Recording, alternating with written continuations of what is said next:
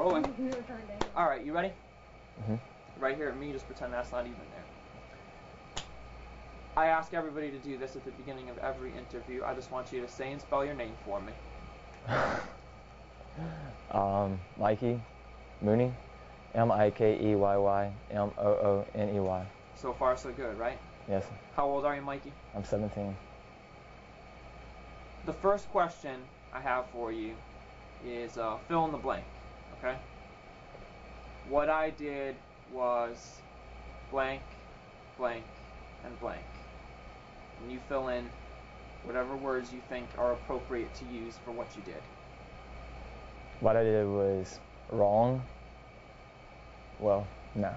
What I did was in a way of to show Twitter there was a security vulnerability in our website. So, yeah, I did boredom, but there is more intents behind it. My main intention, I tried contacting Twitter, but never got a response.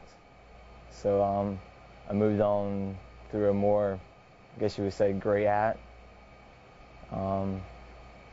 to show Twitter, or force them to actually fix the vulnerability to keep everyone else's information safe from being compromised, such as their cell phone number, email, first and last name, etc., etc.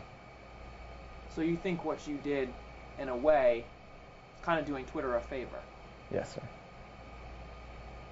Did you have any idea the extent that it was going to go? Did you have any idea how far it was going to go? No idea. No idea at all. Take me back to that day or that night. What's going through your mind? What possesses you to do this?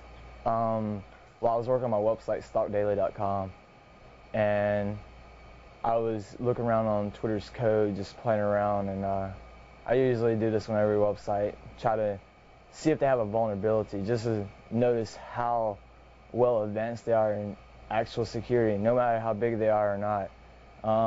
And once I found that vulnerability, I decided that I needed to contact them and reveal that they had an issue. And once I revealed that issue to them, never got a response, never contacted me back or anything. Whom did you contact? I tried contacting Biz through his cell phone.